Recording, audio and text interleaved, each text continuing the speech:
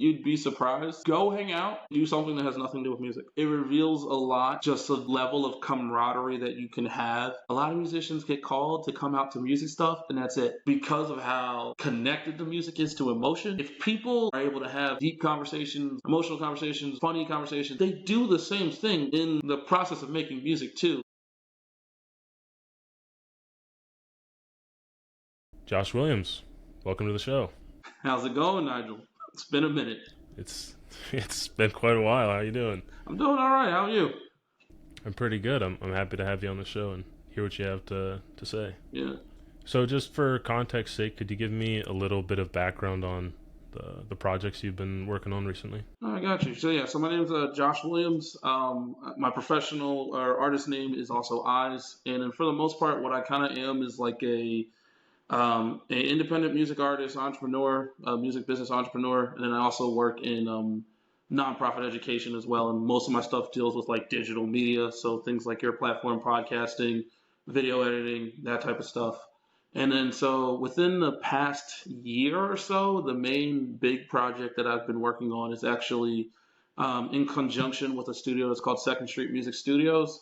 I've been running a live music freestyle event within the city of Philadelphia that's entirely free to the public and is basically building a music catalog and music network within the city that's kind of turning into projects and different artists' music being developed here and then coming out from this initial jam session of just happenstance musicians making something collectively.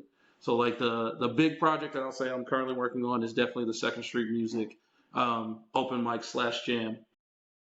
So what got you into that vein and made you want to, I guess, take it a step further from just participating to try to branching it out to a broader audience? It's funny you say branch because actually I'm the leader of a group. It's a hip hop / R&B group that's a live music group called Branch Station. And so that was a band that I started initially, I think in like 2018, like sometime after I finished high school with some friends. That started off as kind of just like like I said, like a hip hop R&B group. But as we started to grow and develop our sound, we started to have a certain style of like doing impromptu jams, jazz improvisational music. And then in us doing that, in time, we started to come into contact with Second Street Music, which at the time did not have an actual open mic event or any type of event. But in us working there as clients originally, in the sense of, going, recording, mixing, mastering, and those types of services, we built a relationship with the owner. And then from that relationship with the owner, we talked about having an event. And then we kind of structured and formatted the event based off of the owner's like concept of how he wanted to have an open mic. And then also with our particular style of improvised jamming and like literally creating songs like on the fly, like in the moment, and then making that like a music event. So that initial pull was just from my love of just jazz, improvisation, freestyle music. And then what has been the staying power is the response we got from the city and how many people are consistently coming back, made it to where we're like, okay, we're going to structure this and really make this kind of a bigger thing. And then even where it's at now, we still know we can keep growing. But the initial entry was always just that love and passion for music and spontaneous creation, and also community, like that too. Like collective community creation is kind of what I kind of call what we do here.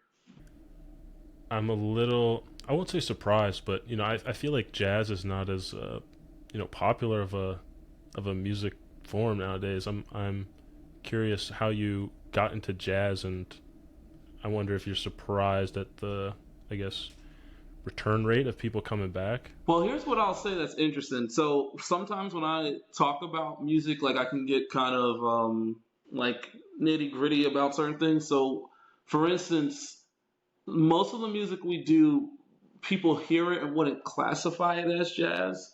But for instance, even when you look at like the compositions of like the way I kind of put it is this, like Duke Ellington, the Harlem Renaissance became the foundation of American music. So from blues, rock, hip hop, country, all of those things, their root is jazz, but then they just have like kind of different names and different spins.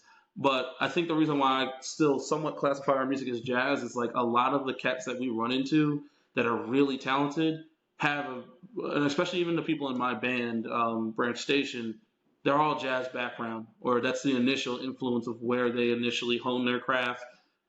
Jazz clubs, clef clubs, things of that nature. And then obviously, there's a huge connection between church music and like the modern music that we hear today. So a lot of musicians are also gospel players too. But the root of it is jazz. But obviously, when people come, it's hip hop, it's country, it's R&B. So jazz does have some of its resurgence in the current modern era. Like I think with people like Jacob Collier and individuals that are kind of being very like acknowledged for the fact that they're very jazz influenced and heavy. But in the sense of the grand scheme of things, it's still the main ones are pop, R&B, hip hop, country. And even at our open mic, that's a lot of the genres. But it always, for me, still feels like jazz is the home root of what we make, I guess. And do you think that that foundation of jazz is what allowed you and your partners or band members to, I guess, hit it off, or was there something else that brought you guys together? I think the biggest thing with the initial people that started Branch Station, like some of them were actually people we went to high school with, and some of them were people that I met in the city of Philadelphia. I think the key thing for at least connectivity wise, why it kind of clicked was that initially when I was first starting out in music, I made a lot of stuff by myself. So even like my rap name being Eyes, originally it was called ISO, like in the sense of like isolation. You make stuff in your room, you write by yourself, you record by yourself, and you do that stuff. But I kind of fell in love with live music in the sense of when I would go to shows, you can see the night and day difference between when there's a guy who has the beat and it's just the speakers and it's him by himself. And they could be a dope rapper, they could be a dope singer, but then the second someone comes with like, hey, I have a even just you take a beat with a drummer, it kind of pushes it from here to here. And so like I fell in love with just the live sound in general. And initially when I started the group, it was a thing where Branch Station was really not a band. Like I was just trying to make one singular live project, one live album. And in the process of just kind of finding and discovering how much I love live music, and also with my bandmates, like they have a certain it's a character thing. I think with a lot of the people in Branch Station that makes it click. They have a certain love and exploration for sharing ideas and learning new ideas and growing from everybody else. So like for me, even when my band started, I was not a musician, like just straight up. Like I was a rapper, kind of producer type. So like the guy, like the easy thing to kind of see is like a Dr. Dre type or someone who's behind the board more so, or like an Ice Cube type, someone who writes more than it would be like me being like a Ray Charles or something like that. Like I was not able to play anything.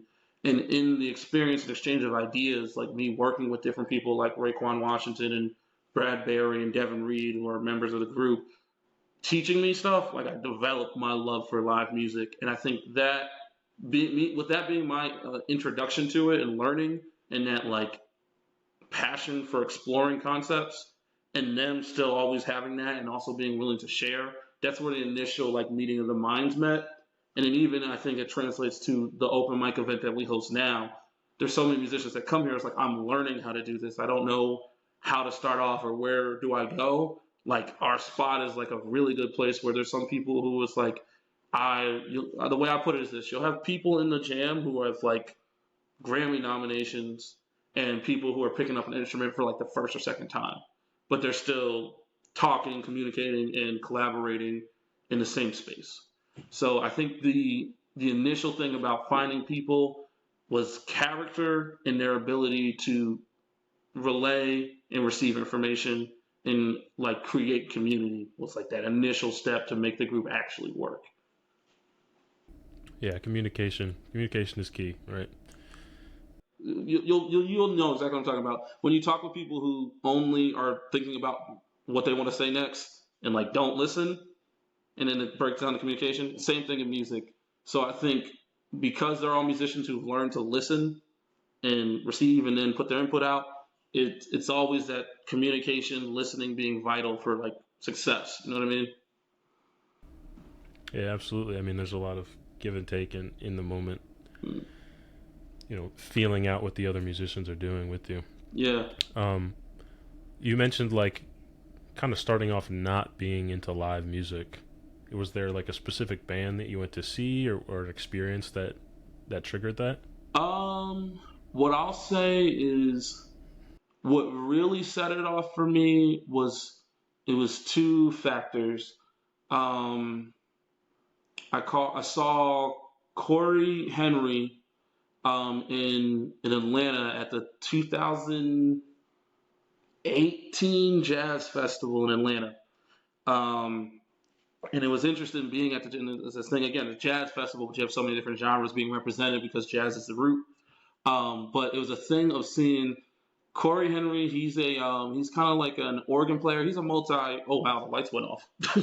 Hold up. Um, but yeah, I saw Corey Henry. I believe it was the 2018 or it might even been 17 Atlanta Jazz Festival, and just seeing him play organ, and he's a multi instrumental dude, but like seeing him play organ with his background singers and like the host of musicians that were just up there with him, and just how powerful, like the synchronicity of multiple people all locking in on like one idea to make something happen, and then also seeing that with the way that it just impacted the audience. Like there's a certain thing because he has a really cool like funky soul gospel feel, and he does some cover songs. And I think he was doing like a cover of "Staying Alive" by the Bee Gees or something like that.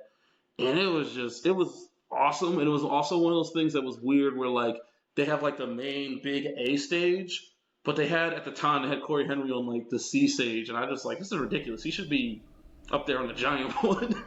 But seeing Mm-hmm. that, and also just from my experience, because like when I was first doing shows and stuff, I would have my beats that I made. I would go do shows, and like I could rap okay. I was still learning how to become, I guess, comfortable as a performer and comfortable like on stage. Especially because like I was saying, I didn't really get into music until like my sophomore, really junior year of high school. So it was kind of like a late thing for me. Well, but just seeing Corey and then knowing where I was at and doing my performance, I could just tell like no matter how good my beats could be, they're not going to compete like with something like that. And even if I take the beats that I make and had people play that live, it's like a night and day difference in that thing of like it's here and here. Like so that was the initial push to do it. And then I had a decent amount of friends in the different music groups, jazz band, people who played at church, and just starting from that root and talking with them was just like, hey, let's jam and figure out what kind of happens. And even that give and take, like, so our open mic is entirely freestyle, no cover songs, only original music, or so you can do like your own verses, or you can do freestyle. With me having been used to rapping on beats, and beats they'll be like 2 4 minutes, but when you're playing with like a band, they can play for half an hour straight on one like set of songs, riff of chords or XYZ. So like what that pushed me to do initially was to have to learn how to freestyle, because if you only have 16 bars or 32 bars for a song and you're out of bars, you're not just going to sit there and just let the band play the whole time. Um, and so from that, I really developed and honed my freestyle skill prior to learning how to play instruments. And that's been super crucial to what we do at this open mic now, to where, we have a 4 hour event where I have to freestyle, not necessarily for the whole 4 hours, but, a pretty large chunk of it. Yeah. No, I mean, I think that sounds pretty intimidating right Oh off the yeah, for bat. sure. Like But even when we did the very first one, I was like, I know I can freestyle now because I've been doing it for 3 years with the group. But like, you gotta figure out a way not to run out of ideas, and like you also don't want people to hear you say the same thing twice, and it's 4 hours, and especially when we first started, because like even with because for instance, what we're doing now with like some of the education stuff that we're doing, like this Saturday, I'm doing a freestyle workshop where I'm teaching people how to freestyle, or like the mechanics of how to think to be able to freestyle, I guess. Because initially a lot of singers come here and a lot of rappers come here and they don't know how to, they don't have that skill and they haven't learned how to do that. So they'll see the jam, be like, "Yeah, I want to be a part of it," but like I don't know how to do that. And so like with that, it's kind of a thing where it's like, all right, I got to start teaching people how to do this, and hopefully we'll build a community of like a lot of different Philadelphia musicians who know how to freestyle now from this event, and like doing a little bit more of a pushing culture forward to where maybe Philly might have more of an impact through its live musicians and also its freestyle artists as well. How important do you think that is to have like a space for people to come and try and experiment with these arts that maybe they're familiar with or they practice in private, like you mentioned earlier, Mm. but haven't branched out. I'll keep I'll keep throwing you that one, branched out, to doing it, live in front of other people or in a more um, spontaneous environment. what I'll say is I think it's paramount for us to actually grow in the sense of culturally and artistically. The way I'll put it is this: if we look at it in a historical like context, if you look at the Harlem Renaissance, Charlie Bird Parker, there's this concept of like shedding, right, where people would go home basically and play in a room by themselves just to get their chops up. And it's like more so just getting your initial baseline skills together.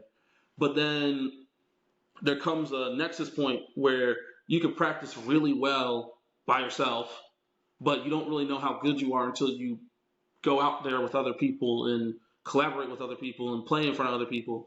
And I think the beautiful thing about what our open mic is, and also even just a sense of the development of how I've gotten better from this open mic, is a thing of there's cats who come here that like when they go to other open mics and jams, it's very rigid in the sense of you go to open mics, there'll be a lot of cover songs, and they'll be like, "Hey, play the Beyonce song, play September."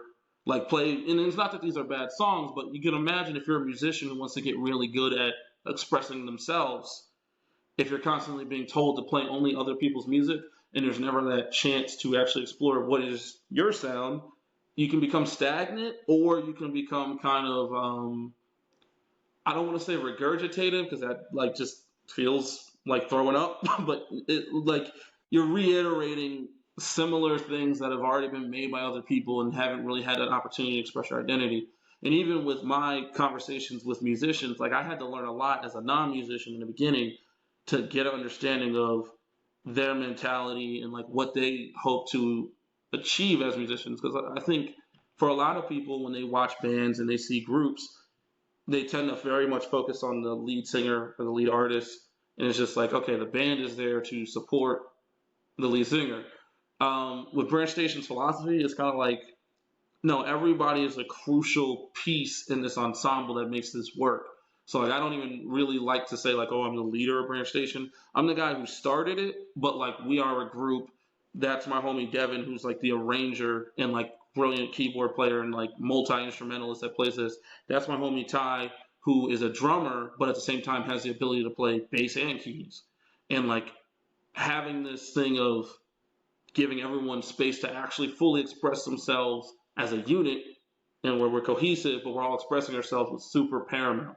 And so, for instance, a lot of people who come to our open mic now, they're like, yo, I never really get to like try anything because when I'm on stage at a different open mic, they're kind of like play exactly like this song or play exactly like somebody else. And even to the point where some of the open mic culture isn't even super conducive to multi instrumentalists. So if you're someone, for instance, I know you're a drummer. If you go to a jam and you're viewed as a drummer, they will only let you play drums. And like if you try to switch, they'll be like, "Oh, we don't know if you're good enough to really kind of do that yet." Here, it's a thing where there's a Tim Spence, that's one of the guitar players in the group. He was like, "I really want to play drums again. I learned how to play drums like when I was younger, but like I kind of let it go because I kept playing guitar." I was like, "Yo, play drums here." And now there's a point where like certain open mic acts will ask for Tim to play drums, and they think he's a drummer. Meanwhile, the whole time he's really a guitar player. So us fostering an environment for people to have self-expression, combined with fostering an environment for people to but honestly have the freedom and space to also mess up. Like I'll be real, my weakness is keys. So when I'm at the open mic, occasionally I'll outside of when I have to like fully host, I'll get on keys and trust and believe I will play something wrong. But like from that experience, the more I'm playing now, like I'm getting better and better and better. There's less mistakes, but trust and believe there's more mistakes. Where I think to some degree the culture around open mics is like, oh, if you mess up, you're out of here, and like we're gonna bring on the next guy who's better than you, and that kind of isn't conducive towards building a music community if you start to become exclusive based on skill level or exclusive based on who can play like other people. You know what I'm saying? Yeah, absolutely. And I think lowering that bar of intimidation or exclusivity from, as you mentioned, like, oh, if you're not the best drummer in the venue, then you're not going to play the drums at all. Or if you're not the best guitarist in the venue, you're not going to play the guitar at all. I Yeah, think lowering that bar is definitely important because, especially, the younger you are, the more prone you are to be intimidated by those situations, and seeing other people or your peers, like, when in reality, like, messing up during a song is, even the best bands in the world do that. You just don't notice because they keep playing. exactly. And like that, and that's a key thing where it's like certain, like our open mic has like a really diverse age range too because of that. Like there will start to become like cliques that form around certain age groups because these age groups have a certain level of skill and experience of playing and touring. So like they're gonna be like, okay, here's all the people who play at our thing, and it makes it really great for the audience. That's just the listening public. Like that's awesome. But like if you don't have people under the wings that are like given an opportunity to go out there, and you're like, hey, do you like they have to find other places to play, and then also all of that experience that you've got like doesn't really get passed on. It's just kind of going in a circle with all of your contemporaries who are the same skill level as you at the end of the day. So like literally, even just today, I was doing a studio session with a homie. His name's DC Beats. He's a monster multi instrumentalist and producer. Like he was like after our session, he was teaching me a whole bunch of stuff about like different chord progressions you could do or different voicings you could do to make your piano playing better because he knows that's I told him like that's the one I struggle with. And from just that experience alone and him having like a few 10+ years of more playing experience than I do, like that's a huge leap to where, I'm sure you heard like, we all stand on the shoulders of giants. So like the hope is that if we have a community that has both giants and people just starting out, the people who just start out get to like talk to these giants and get the tips and like improve to the point where by the time they're 10 years in with all the knowledge that they got from other people, they're going to be like monsters basically. You know what I'm saying? And I think with one thing I'll say just for like the Philadelphia scene in general, the click element definitely is something we have to combat, but also the I guess what I'll call it siphoning of the musical talent that's here is pretty common. So it's a pretty prevalent thing where a lot of touring acts don't come to Philadelphia, but they pull a lot of our musicians out to go to LA and also go to New York, right? And we don't necessarily have like really powerful venues here. The thing I kind of joke with people, I say like Philadelphia is kind of like the Africa of the American music scene. Everyone comes through, pulls all the really talented stuff and people out, and then just kind of leaves Philly to kind of just like fend for itself. So like it's good to think in future terms, and you still got to deal with the present. But like what my ultimate hope and goal is that Branch Station, with Second Street and with all the people we collaborate with, can create a large enough space for collaborative creation to happen, but also for it to become like a venue that's a place where like everyone in Philly comes here. We have a term we say get built, which is like developing and strengthening your skills to be confident enough to go play out everywhere else. Have a place to get built here, but then also if we pay it forward enough, those people also investing in the community that's here and paying it forward, coming back, playing with the new cats that are coming out. That like hopefully, if we keep this running for 5, 6, 7 years, cats who've been here for almost a decade, talking to the next generation of musicians and like building them up is only going to make the Philadelphia scene stronger in the sense of its musical development and also its culture being curated on community rather than just like I said, exclusivity is a key thing.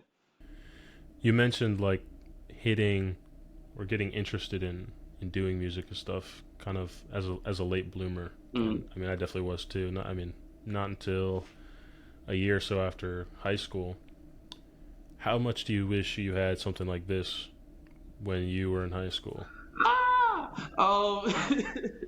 It's funny, man, because like the thing that's so it's a little bit similar to sports, but a little bit different. Um, like when I was in school, I wanted to go to USC and become a runner back and be like the next Reggie Bush, like middle school age, right? And the way that music was taught was kind of just like, hey, here's the sheet music, and we're gonna play classical stuff, and we're not gonna teach you any element of all the fact that you can create your own music and like how to do that. We're just gonna teach you the rudiments. And mind you, what I'll say is this: one of my biggest regrets as a kid is that I wish I learned how to play music younger because it's a language. So like all of my bandmates learned music at 4 years old, 3 years old, 5 years old. And so they have that certain thing of like, how when they say like you can learn a language like between the ages of 0 to 9, you have like that sponge capability to learn a language. They all got that. And then even some of them, I know a few people who have like perfect pitch, which is a thing that's like you technically have to be born with and develop that pre like hitting like 9, 8 years old. So my deepest regret is like I just wish I knew I wanted to do music a bit earlier because I liked it, but I didn't know I wanted to do it.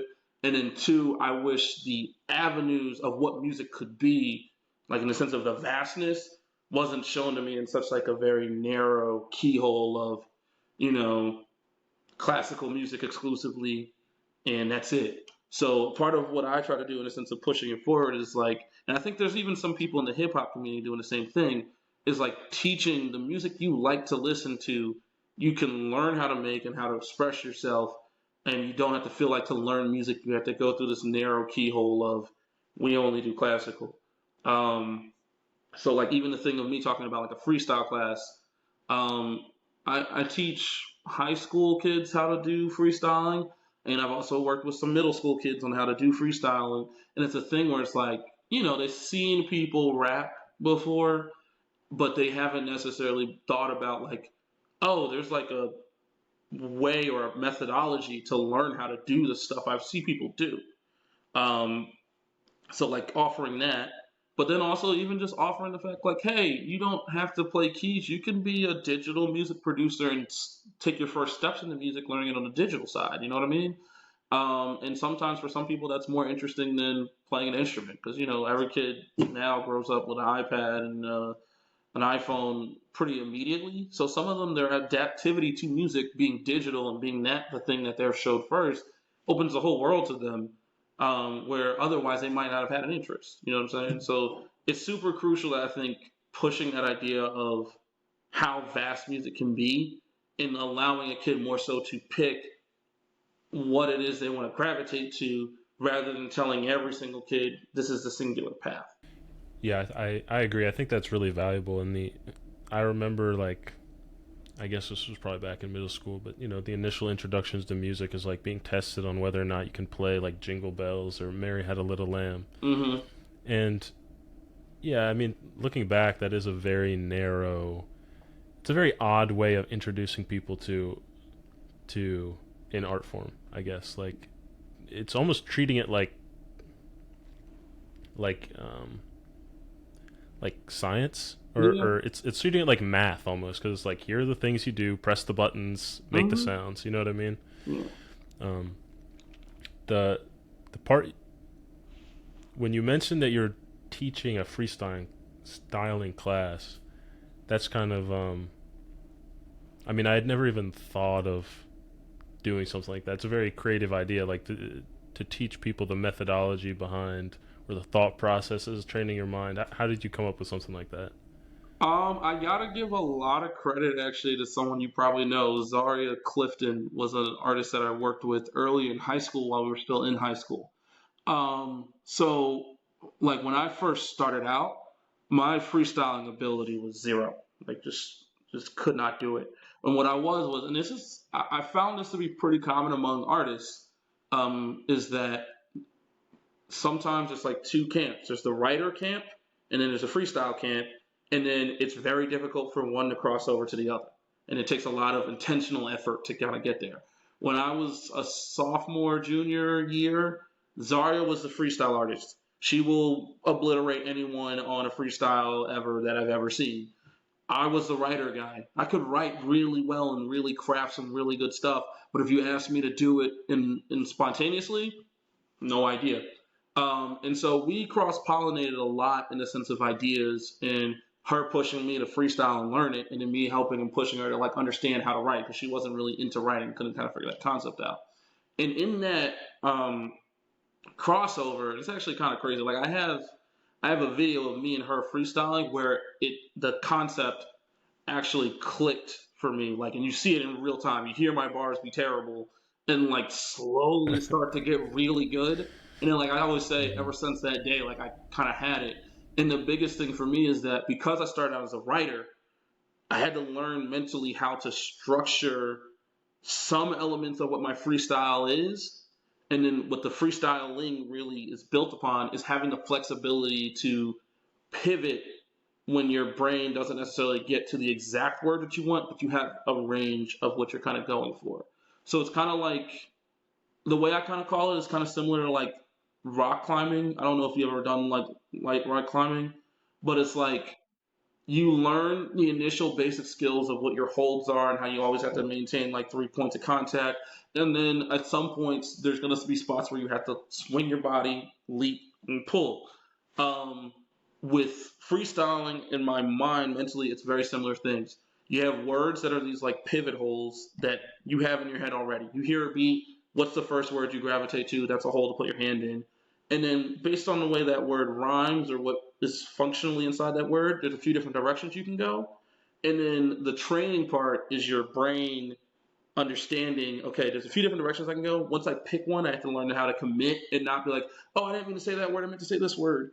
But like just committing to what you did, and even if it's not perfect, adjusting. So part of the initial thing with the class is that at first it's a little bit of writing. We have a thing called like a rhyme chart where we write out words that rhyme in sequence, and then we from there practice like just flows without words, just like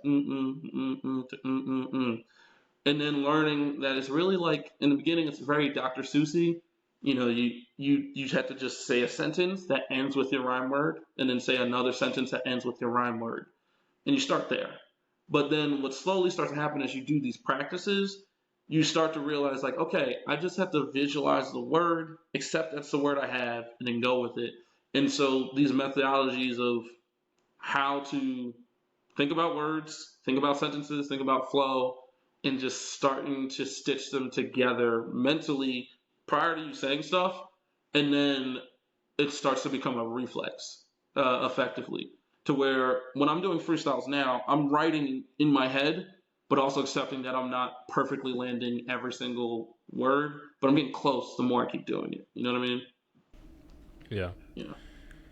I want to kind of highlight these partnerships that you've mentioned throughout that have kind of guided you or helped you or um, given you a I guess foundation to build bigger things off of. Mm-hmm.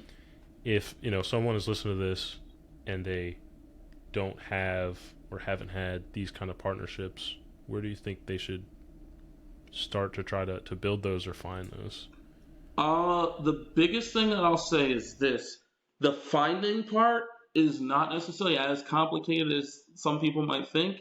It's always a thing about finding the people that have similar passions as you and where they go. And some of that's, making friends on Instagram. Like I've found people just from Instagram interactions and just being like, hey, I like the music that you do. I used to have a show that was called Big Ups Tuesday where I would do positive reviews on music. And, I'm literally highlighting and showcasing people that make music that I enjoy and thought was good. And then us eventually meeting in person because we're in a similar area starts there, similar interests.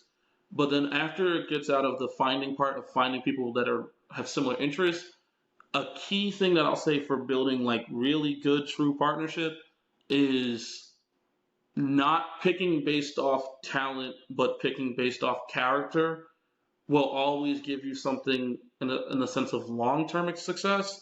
Then I think if you always overweight talent over character. Because what I'll say is like the thing about Branch with um, our kind of philosophy of like not necessarily having like strict leaders, but having the flexibility to let certain people lead in certain instances and certain people take back seats in certain instances, but there's not any friction, comes from me being very deliberate in the sense of the character of the people that I work with. So like there's no really gigantic egos that like get bruised easily and cause conflict, but also there's no one in here that's like too sensitive to have conversations about their ideas. And a lot of that's just like character based stuff. You'll see it all the time. Really talented musicians, but like they're very, it's my way or the highway.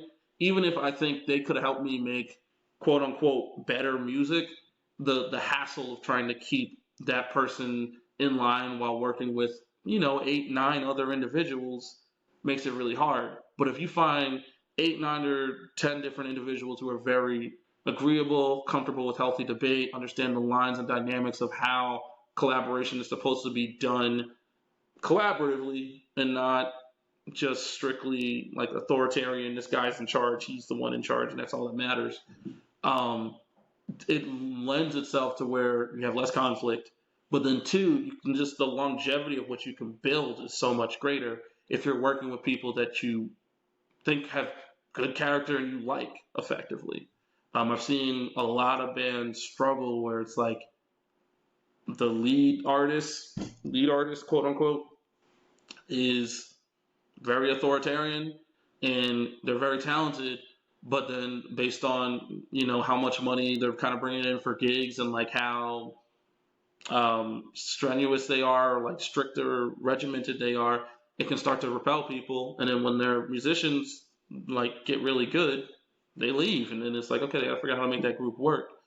And I think the beautiful thing about like what Branch has kind of done, and I think also extending it out to the open mic because the community is kind of seeing the same thing, is that there's cats in here that I tell them all the time, you guys are a billion times more talented than me, and I'm privileged to work with y'all. And then they say the same thing back to me because we're very like receptive of compliments, and also like we're not ashamed to say, yo, I want to get better at rapping, how do I do that? Yo, I want to get better at composing, how do I do that? And so the community element and the character of the individuals being willing to work and grow and push each other, but not push each other in a way that's pushing down, but pushing each other up, that's crucial. Way more than if I had the greatest bass player ever, or the greatest drummer ever, but they're all clashing with each other. You know what I'm saying? Yeah. Yeah. Oh, absolutely. I think that's a pretty good summary of kind of highlighting that part of the art of a band is sticking together. The Mm-hmm. cohesion, and making it a long term thing and a long term relationship with those members. Is there like a methodology or a process to, I'll use the word vetting, but just kind of like feeling out these relationships if you're introducing new people? Oh, for sure. So what I'll say is for music specifically, and you'd be surprised, um, go hang out and do something that has nothing to do with music. Straight up. Uh, it reveals a lot in the sense of just a level of camaraderie that you can have going out to do different things. And then also, what you'll see a lot in the music community is a lot of musicians get called to come out to music stuff, and that's it. Like, there's a lot, like, music can sometimes be lonely, and people don't really realize it. Or especially, like, in the sense of lead singers or lead vocalists calling all the band members to go make the song, and that's kind of it. Like for some musicians, that's their existence because for most people that have 9 to 5s that are standard hours, you go out to work in the beginning of the day, and then you go have your social time 6 o'clock, 7 o'clock after work on a Friday. For musicians, our work time is that 6 or 7 o'clock spot at venues, and then um, that morning time you're either asleep or you're at your job, like your regular job, and there's really no wiggle room or play to enjoy life and go out and hang out with people or do stuff. And sometimes that grind can make it to where a lot of musicians they get burned out because they're like, I don't get to have fun or do anything because the only time I'm hanging out with people is at venues when I'm playing, and then those people only call me if they need me to play an instrument. You know what I'm saying? So for me, a key thing with understanding the particular niche that the music community has, where the time where most people are having fun is when we're at work, and the time where people are at work is when we're asleep or also at work. Um, with Branch Station, we have a thing that's called Branch Giving. It's like Thanksgiving, but just for branch people, similar to Friendsgiving. We do that, and then even when I bring on new people, like I invite them to fun stuff. Uh, there's a bassist I work with named Smiling Eagle. I think we met playing music, but like the first time like we went out and did stuff, we went to a wrestling match and watched wrestling like live. And that was kind of like, and like he was having fun. He's yelling at the crowd, we're yelling at people, and just having a good time.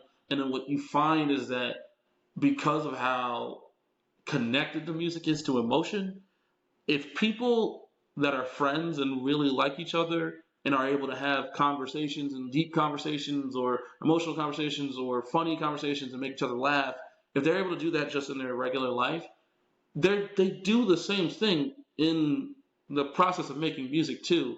Like for instance, like I was playing at our jam this week, and Eagle was playing a bass line, and like he kind of like threw out like a cool little question, musically speaking, and I was like, oh, that's a cool question, and then I had like a response, and that interaction that's happening musically, we do that all the time, talking.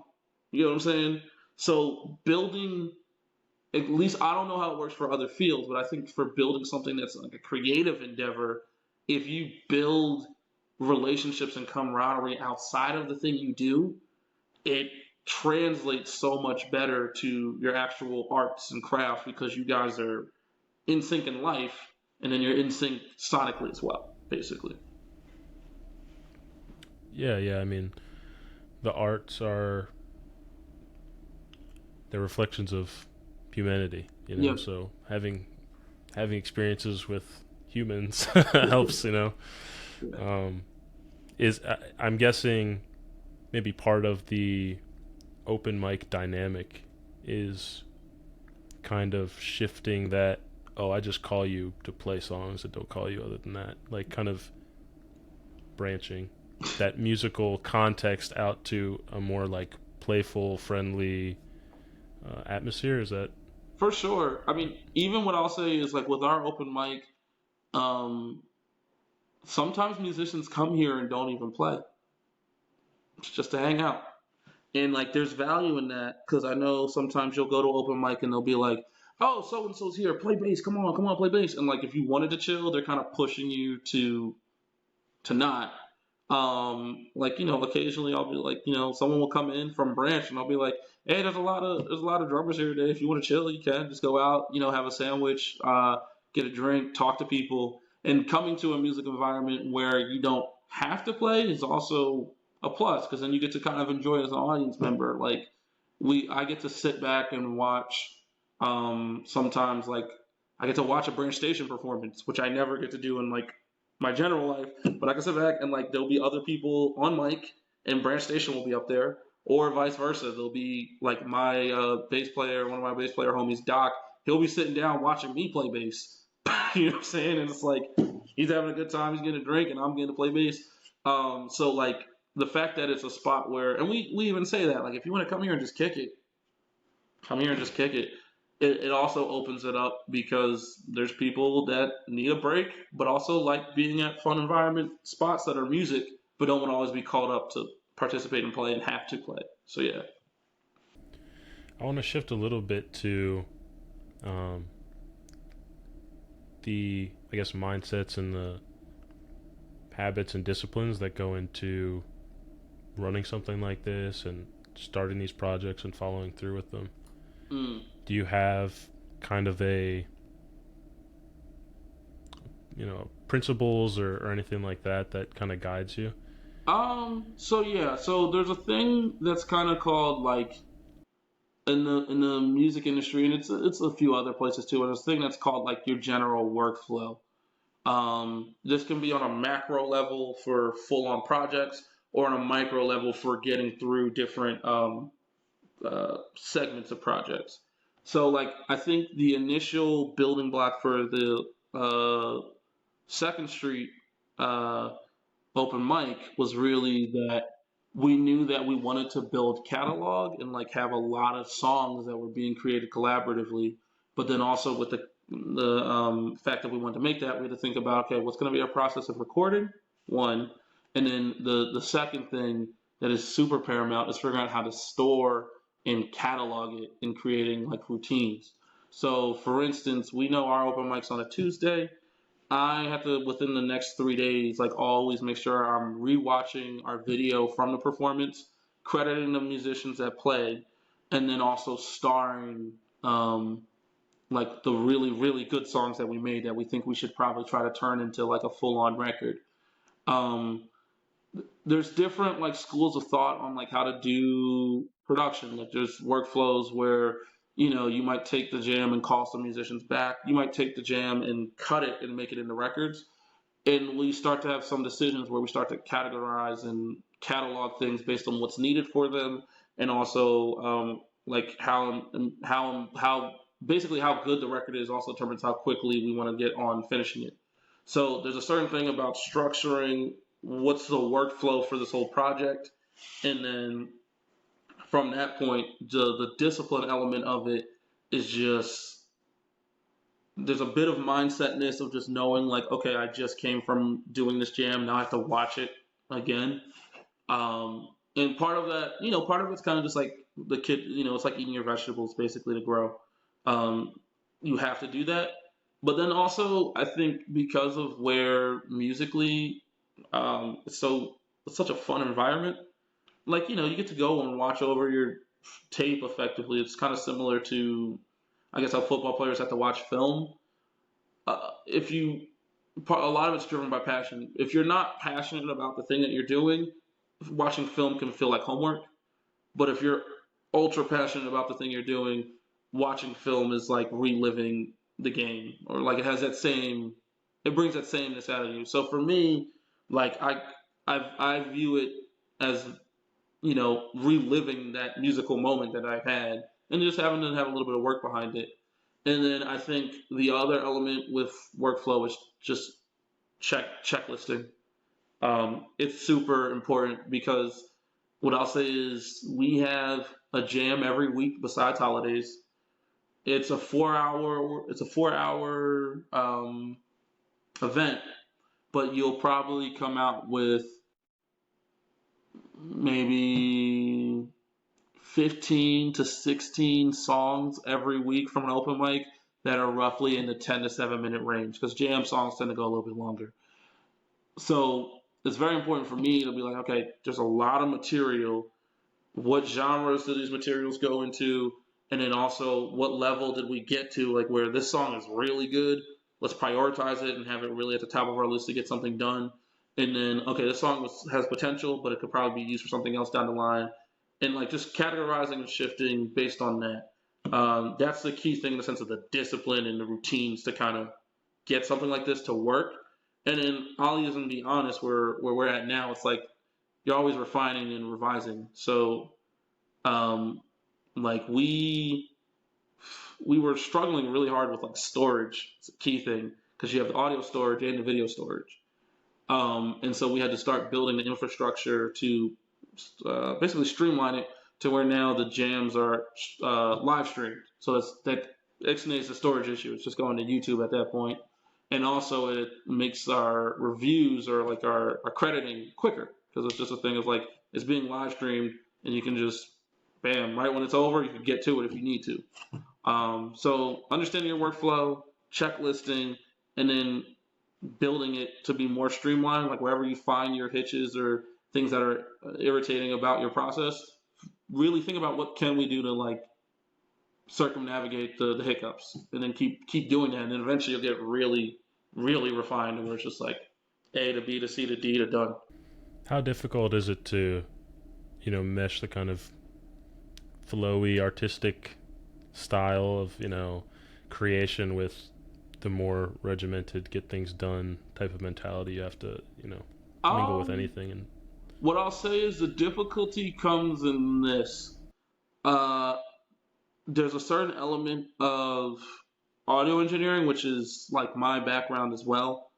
Um, to where when people think about music, they think about the sexy lights and the singing and the people playing the instruments, but there's a whole behind the scenes element of your favorite artist is like your favorite artist is Beyonce, but Beyonce is not Beyonce. Beyonce is a team of people. And so with me having that engineering background, I'm pretty geared towards doing some of the behind the scenes stuff to get it done. And then also me understanding that, you're working with a team, and that's where you have to kind of make decisions in the sense of distributing workload is super important so you don't get burnout. But then also recognizing that certain people have better talents than you. So for instance, I am not an R&B artist, and it is important for us to write songs once we catalog those songs that are R&B. Like we gotta write to them and like polish up what we made at the jam to make it like a final product. I shift that off to Joy, who's the one of the other lead singers of Branch Station, where she takes it on her to like do the songwriting for the R&B song, so that we're staying as optimal as possible to get things done. That's a really key thing. And then like once you get to, like I said, it's kind of like eating vegetables to get to dessert. The jam is a dessert.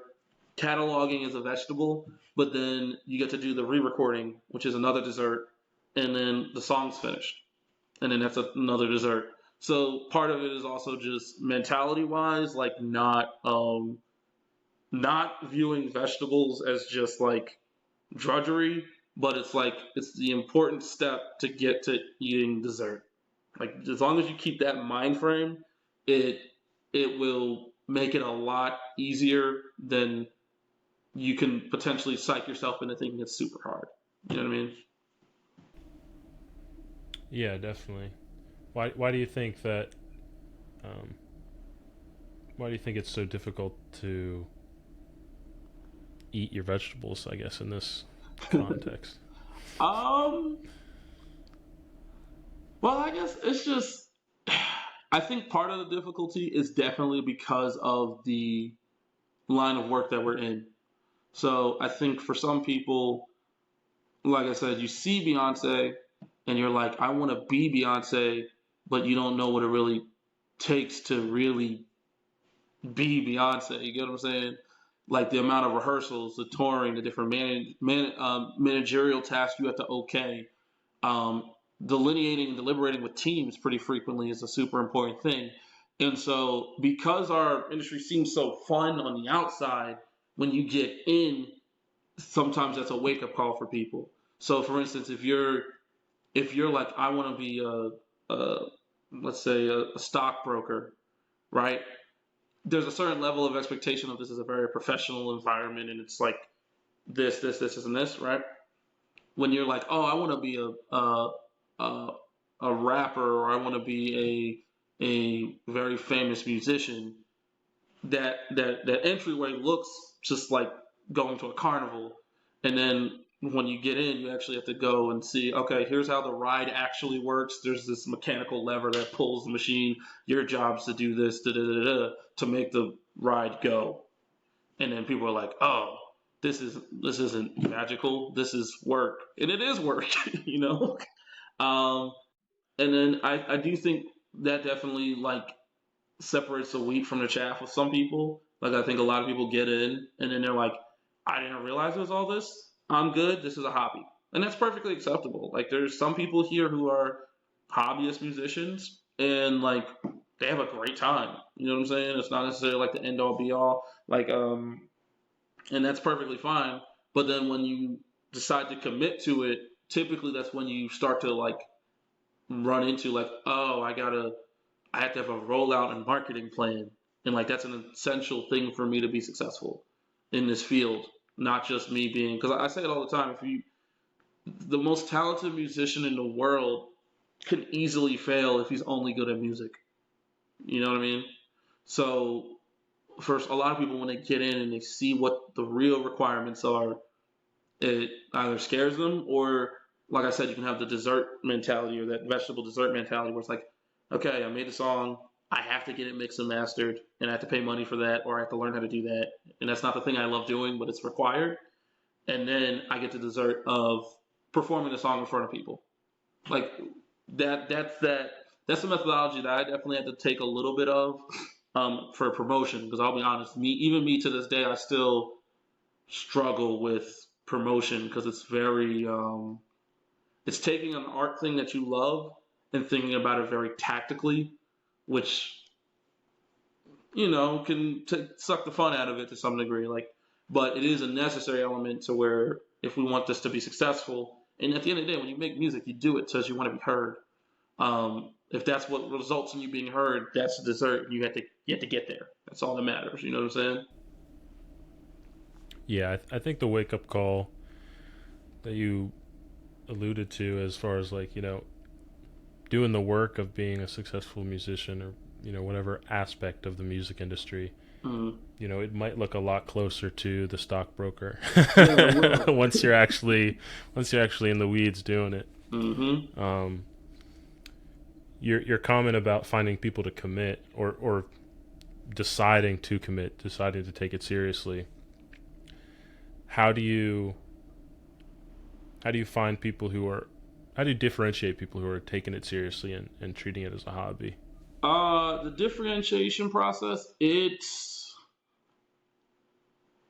I think a big thing with it, especially on the music end, is that there's a time element to it that you see in certain people's skill sets. That there's a thing where it's like, for instance, someone can watch me play an instrument and they'll know that I'm just learning or starting out. You know what I mean? Like I'm still trying to get my musical black belt. Like I have like a green belt right now in music, at least from my personal opinion. When you see musicians that you can have natural talent, but when you see musicians who are just really innovative in how they approach things and they have methodologies and they talk to you about their the way that they think about music and the way that they think that play and their different influences, that's always a really key tell because it's like you only sound like you've been playing this instrument for 15 years if you've been playing the instrument for 15 years, basically. So that's always a key separating factor.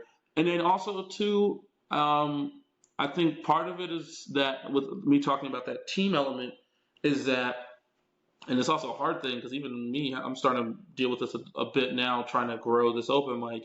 Is that building a music team doesn't always necessarily mean that you have to build it with all music people. Um, and what I mean by that is like when I initially started my group, I was like, oh, we all have to promote and it's super important. And yeah, that is true. But also, you need someone in the team who is a promotion guy or a marketing person to delineate that work to, and that's their passion. And it's ideal that, like, the promotion guys also loves music, but like if they have a passion towards internet culture, fashion, like having those people there and seeing that is also crucial. Because sometimes it's hard for people to split disciplines. Like with me being an engineer, writer, and I want to learn instrumentation, there's some levels of sacrifice. So, for instance, with taking myself as a personal example, um, I know that I've committed to doing the music thing, but I also recognize that my team right now requires me to be better as a promoter and a marketer than it does require me to be a musician. And like that hurts. Like I want to be the greatest key player of all time, but like what's required of me right now is to really learn how do I push this open mic that feels like it's bubbling underground thing to be massive and like a city encapsulating thing. And what that is me being better at marketing, me being better at pushing it, me going out to do podcasts, me going out to do radio stuff to try to spread the word more. And then if I do that, that vegetable work, the cake is that if it gets really large, we might be able to generate enough revenue to where I can hire people to be more dedicated to the promotion, and then that gives me back the time to get better at playing instruments again, for instance. So it's about like knowing what people's disciplines are and seeing their commitment to it, and then and that will just be evident based on their skill set. But then also being aware of the fact that like not everyone can commit to everything. I'll be real. I got like a jacket on and a gray shirt. I'm not a fashion guy, but I recognize that fashion is important for pushing anything that's artistic and cultural. Like if the Beatles show up and they just dress like British people, like bummy British people, might not have been successful. You know what I mean? So, and like I know fashion's not my thing, so I talk to Smiling Eagle and I talk to Joy, who they're into clothing, they're into the culture of fashion, which is going to be a part of what we do. And so delineating that work to them, and that's their passion, so they're able to commit to that better. If I tried to force them to do audio engineering, that's not their passion, that's not what they're committed to, and then that's a misuse of their capabilities for per se. So like identifying passions and then allowing them to commit to that is really crucial. And just to clarify, all this stuff you do, like, on top of regular work, right? Yeah, so I've done good enough in my work to make my work very reminiscent of the work that I do as a band leader and as a like audio engineer at a studio. So for instance, I work as an audio engineer for different local venues, churches, and then I also work in like a nonprofit education, teaching digital media, which is like all the skills that I developed in high school to do what I'm currently doing for my passion work is what I'm doing for my regular work. Part of that is again the commitment thing. So, for instance, like I'm not college educated, um, and I kind of knew around my junior year that like this was the thing that I wanted to commit to was music. And then, like I was saying about like that array of introductions to music and like not having it being narrow, I was fortunate enough to have my father be he's a entrepreneurial photographer, and so like seeing him do that and that he had a passion and a dream and he worked to make that his income, which didn't, he didn't go to school for photography. He had a social work degree, but that's what he wanted to do. So he did his pivot there. So for me, it was a similar thing where it's like, okay, I have an interest in audio engineering and music.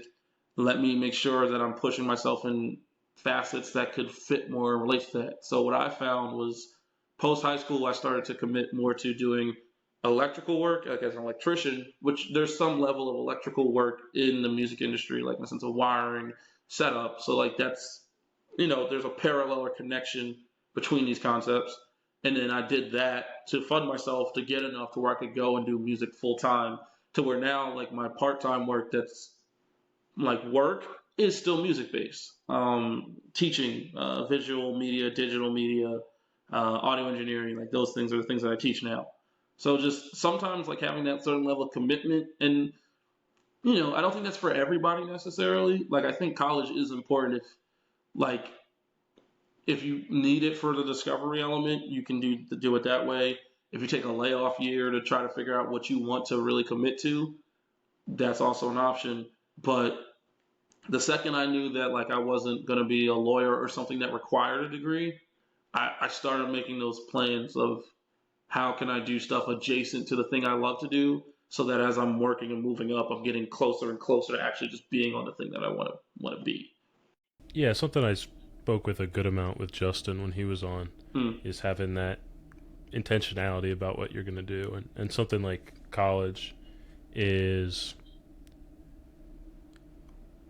really, you got to go into it with intentionality. Mm-hmm. If you're just you mentioned the discovery aspect, and I think that that's great. But if you're going to be spending that kind of money at that age, you gotta, it should be for something like you mentioned that requires a degree, and it should be for something that you want to do. Yeah. You know, I'll even bolster that point forward. Like,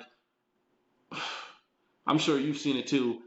How many people have switched majors and what the cost is there? Like, it's a key thing where I think, and it's all based on where you're positioned too. We know that there's some people whose reality that they can go to college for something that they really weren't committed to, but financially, what their backing is, what their family allows for that freedom. You know what I mean? Like, that's fine. Like, if it's not, especially when it's not your money and like people are willing to kind of do that, and it's not detrimental to the family that you haven't discovered something, like, you could take advantage of those opportunities. But also, like, I know for me personally, had I went to college immediately after high school, I would have probably went for music production and developed all of very similar skills to what I developed to this point. But then the financial return for what the cost would have been to go in probably wouldn't have been as great, if you know what I mean, in the sense of the amount of time I'd be spending in networking with collegiate level people, I wouldn't have spent networking with actual people in industry positions to where I'm at now, working in partnership with someone that owns a studio and has already done it. But also from me having taken that break and finding this, like, developing my own path, I also do know what I would actually go to college for now, which might become something. Currently, with the studio, we're working with like music publishing and trying to understand those elements, and it's pushed me to where I'm like, okay, when I develop and have enough money, I'll probably go into either music law or like some level of like the legality of publishing, because that will actually benefit me where I'm at now. You know what I mean? And it took that discovery of it not costing me X number of dollars a semester to find that to where it's like now I'm like, all right, once I'm kind of like done with the performance element of music, here's the strategy and position of what I'll actually go to school for where it'll really make sense, you know. with the scale of what you want to build this um, open mic branch, and what is it? Second Street Music. Yeah, Second that's the Street Music. partnership studio. Um, with the scale of that, along the way you're going to hit hiccups and stuff like that, and I'm wondering how you handle like failures, especially in the context as you mentioned in kind of an less trodden path, right? Mm. Something that's less traditional, like going to college. Well, here's the thing about failure in particular is that there's a beautiful thing I've heard Herbie Hancock say where he's like, there's a really famous clip of him playing with Miles Davis. And Herbie Hancock, he was younger when he was playing with Miles Davis. Like, he was just learning and whatnot. Not just learning, but he was talented, but he was young. He played the wrong note at some point, and Miles Davis kind of looks at him like really aggressively, like, ugh. And what Miles Davis does is he listens to the note, and then he plays a note on trumpet to, on a technical level, make the note that Herbie played that was wrong, make it right. Um, and that's kind of my philosophy with how you handle failures is like understanding that there's a pitfall that has to be observed, reflected on, and then going from there and saying, okay, how can I flip this or approach this from a different angle to make that mistake actually work to the benefit of the song or make that mistake work to the benefit of our life. So even for me, like with Branch Station, our very first project is called Painting on the Fly. It was the first one that we did as a collaborative group, and it was mid-pandemic-y, like time frame. And what kind of happened was a thing where like we needed a filler project prior to coming out with like our full-on project. And what I did was I just took the initial recordings of like some of our jams that we were doing, right? Took those initial recordings, slightly polished them up a bit, mixed and recorded them, and put it out. I'm gonna give you some tea, I guess. On the real, most people in the band hated this album. Like, just being real, they were kind of like, oh, it's like it sounds like we're practicing or we're rehearsing, or it's like it's just a jam, and like it doesn't feel like our actual songs. I'm like, oh, this ain't it, bro. This ain't it. Like, for the most part, everybody in the group except me hates paying on the fly. Okay, but the thing that I mean, like in the sense of pivoting, is that what the jam is that we currently do today is effectively what we did when we made Paying on the Fly. Like, it was a jam that was made into a record or made into a song. And so what I learned from the experience of making it and them not liking it was like there was two elements to it. Um, One, my keyboard player Keon, he was like, "Bro, you should have recorded this with video, because it sounds fun because it's a jam, but it sounds disorganized. But I think if someone was visually watching it, they would be like, oh, this is a great like impromptu thing. Like, this isn't them just making bad music or like not fully put together music, but it's a jam." And then two was that I want to say it was either Devin or Joy, composer of the group and another lead singer of the group, said, "Hey, we should take these songs and like redo them or repolish them to like have a cohesive sound at the end, and then put that out rather than put out the like loose structured jam." And like all these improvements that they talk about are all what we implement now. So what the Branch Station and Second Street Jam is making songs on the fly, go and filming it. Making that's really important. Filming it so people can see the environment and see the fun. So you're watching it, it's like, oh, this is really fun watching them make this in the moment. And then step two, take those songs that you made and polish them, re-record them in some capacity to make them a final finished product that can be put out there. And effectively, us doing Paint on the Fly is what got us the opportunity to work at the Second Street Jam. You know what I mean? Like, seeing that we can make songs in the moment from the raw emotion and passion of making music is what got us this like collaborative partnership with Second Street, and ultimately led to this thing that I hope will become like a cultural staple within the next 5 years of the Philadelphia music scene and community. So like all of this really great monumentous stuff that's starting to snowball and roll is technically spawned from a failure to some degree and examining it and figuring out where we can improve. Like, that's fundamental to any element of life. So that's the key thing. It's just the pivot and making it right and knowing that it is a mistake, but understanding based on your perspective on it can change what the final outcome is, you know? Yeah. Do you think do you think that that's something that most people naturally have, or is that kind of a learned skill? Definitely something where it's a perspective thing that I think you have to kind of be shown to some degree. For me, I think because I came from a sports background, and with a lot of sports, there's a lot of fear of failure and that competition. Like, me being a basketball person, you don't want to get blocked, you don't want to get crossed over, like you don't want to get embarrassed. But like, it's part of it. Your growing comes from you competing with people who are better than you and seeing what can be done and losing and then becoming good from that. Jordan has to beat the Pistons in order to become Jordan, but he also has to get his ass beat by the Pistons in order to become Jordan. Um, and some people have that. Some people they harp on the failure and like you just.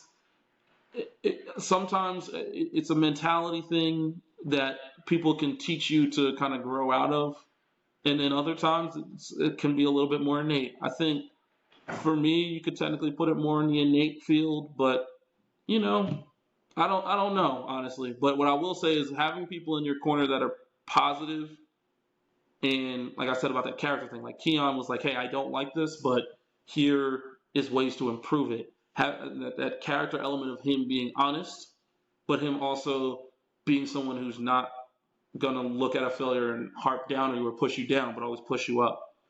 Those two things can, if it's not inside of you, having people that will bring it out of you is also crucial. And Nigel, I will let you know I probably do have to kind of go. I think I'm getting a knock at the door. Okay, cool. We Yeah. can wrap it up.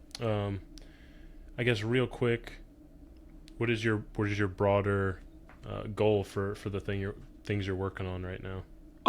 My intention with Branch Station and in our collaboration with Second Street is to really build the music scene that I think could potentially rejuvenate what Philadelphia once was when we were the capital of soul. I've had Devin Reed, my uh, composer, like he's talked about how him being at Second Street and working with us in this capacity has makes him feel like he's a part of the Harlem Renaissance again. And I find it kind of interesting the parallel of it being the 2020s and the Harlem Renaissance. You know, you're talking about the 1920s, so it's like maybe this is that 100-year shift. But like at the end of the day, what I really hope is that when it all is said and done, if I can leave a legacy that builds community to where Philadelphia is a staple once more, and also Philadelphia is become a hub for really talented musicians to come out of, and also like not just necessarily move to LA and New York, but always are bringing back to the city. That's the end game goal, to where hopefully I can like lay my head 60, not 50 years from now and be like, okay, we did it. Philly is like back. That's the idea. Absolutely, I love it. I appreciate you coming on the show, Josh. All right, appreciate it, Nigel. It was awesome. Any things like social media you want to drop? Of course, I'll put them in the description. But The biggest thing I would say is follow Branch Station Band on Instagram and Second Street Music also on Instagram. We have a YouTube as well, which is just the Branch Station YouTube, and I'll give you the links.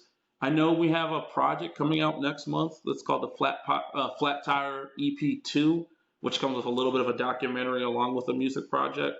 And if you're ever in Philadelphia, just come down to Second Street, have a good time. It's always one of the best music environments like I kind of ever been in, and also had the privilege of helping build. awesome. I mean, I'll definitely stop by next time in Philly, Let's go. and I'm excited to have another opportunity to have you on the show. Yeah, I'll always be here for this. I love just this conversations. Like I said, I used to do radio, podcasting. It's just as much of a musical conversation, but just conversation. Love it. Absolutely. Well, thank you. Have a good one. Thank you so much for watching and listening today. Remember to like, subscribe, and follow to keep up to date with new content as it comes out. I appreciate your support and encourage you to exchange your thoughts in the comments below. As always, keep an open mind.